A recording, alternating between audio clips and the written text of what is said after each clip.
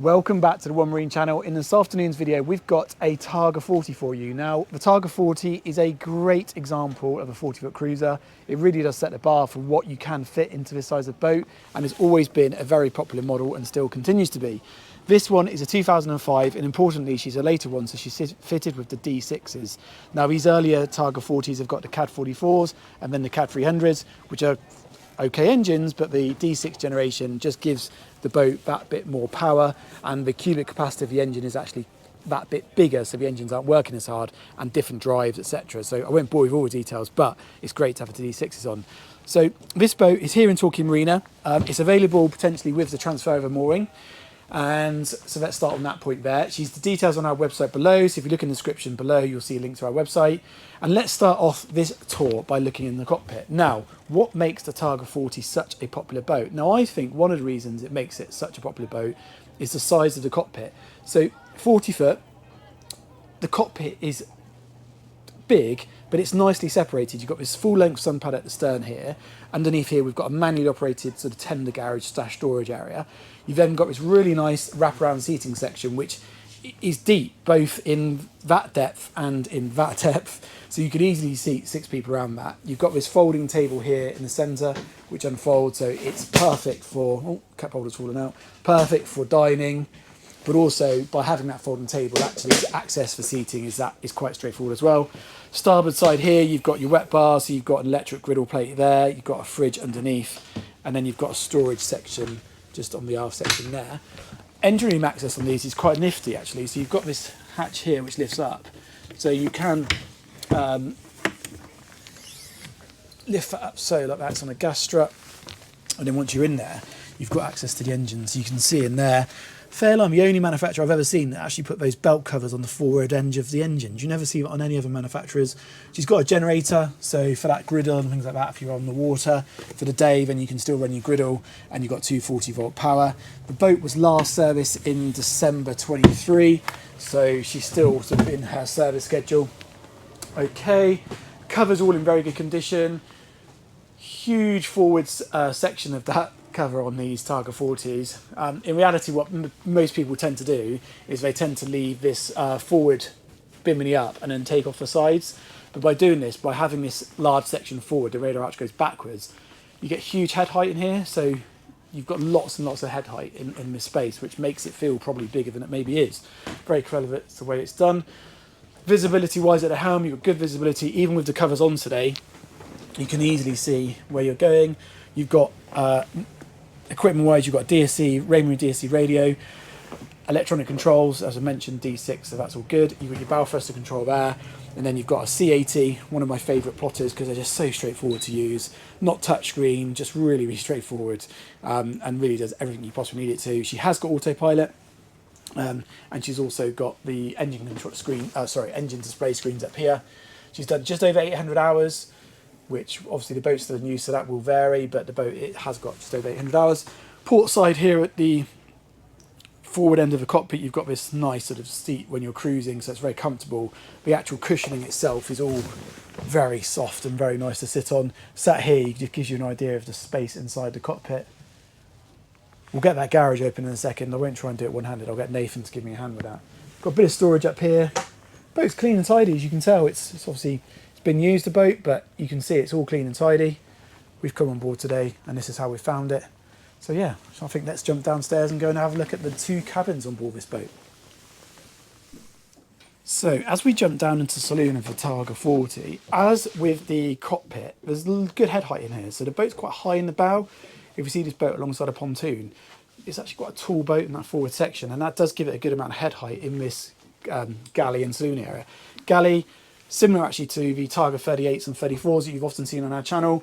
Starboard side galley arrangement. You've got this nice design feature of the fridge there, which opens, which is all stainless steel fronted. We have had a slight water leak on the fridge, which marked the floor. The owner, I will get that sanded, or we can arrange to get it sanded and resealed. It's not a biggie. Good storage in the galley as well. You've got some storage there. Veneers all in pretty good condition. A little bit of blooming here, but very, very light. And the actual worktops itself are all in nice condition. You've got a electric burner there. So you tend to find these are either like a gas boat or an electric boat.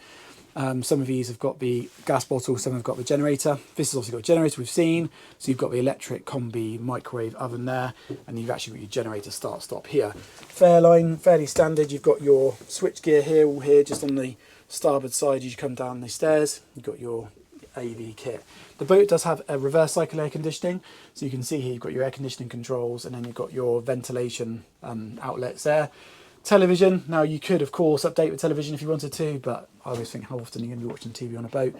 And then the port side seating area is a good size, so you could easily, it's quite a comfortable place to be sat down here in the evenings because you've got that head height, you've got that sense of space. As with the cockpit, you've got a folding table, and you can see there it's all nicely presented. That veneer is all in really good condition, and the leather itself down here is good. I would say it's original, but it is in good condition. You've got some storage areas behind the each corner there. I was actually running one there, and then you've got some top lockers here, some boating paraphernalia in that one. Around the portholes, if you're looking at these, and you'll know that some of these do suffer from leaks on the portholes. I would say that is very good on that side. On the starboard side again, if I just raise that blind, you can see there, that's all in good condition. If we just go forward now into the forward cabin, the boat is still in use, so we do have some of the owner's bits and pieces on board, but you can see there the owner's cabin. It's good size, you know, it's a good size, it's certainly big enough. You've got some nice detailing features, you've got a light above the mirror there, hanging wardrobe space in there, and then bits of storage side by the side of the bed. So there's ensuite access for the master cabin, so there is only one heads on the boat, so that is your ensuite access into the heads, and then we'll go back into that through this door here. So if I just come in this way, so you'll see there you've got a good size wraparound shower. Again, it's all very clean and tidy in here. Doesn't smell. We've got electric toilet. There's a little bit of marking on the porthole there, but we'll probably clean off a bit of magic sponge. You've got some underfloor storage here. So you can see there, tends to be quite sensible space to keep bits and pieces on board. And then the table there does convert. If you wanted to make that into a bed, I'd have to check whether the owner's got the cushion, but that does create another berth if you wanted to. The aft cabin itself is a twin berth arrangement. It's actually set up, in this particular one is a double, so it's got a double mattress on. Normally you'd only find two single mattresses on here. I don't know if the client still got the singles, but we could find out. You've got some hanging wardrobe space in there, hoover, and then you've got some more storage there. And now in Fairlines, on these 34s, 38s, you always get this sink as well in the second cabin. You always get a sink. So if you have got guests staying on board, I always say for night time, brushing your teeth, washing your hands, whatever, it's all quite handy to have. More storage there. So yeah, all in all, a very nicely designed, well put together boat from Fairline. You can see why these are always a popular boat, and especially with this engine configuration. It does everything you really need to do, whether it's family, couples, you know, whatever. It's a very good setup, and this I would say is in good condition. All these areas here all nicely presented, all clean.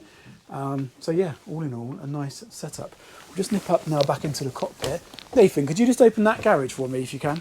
As I mentioned, Nathan's just going to open that garage for you. You can see here this has got a deflated tender in, so it's not a huge garage, but Fairline actually did design their own rib when these were launched in order for you to get a tender in there.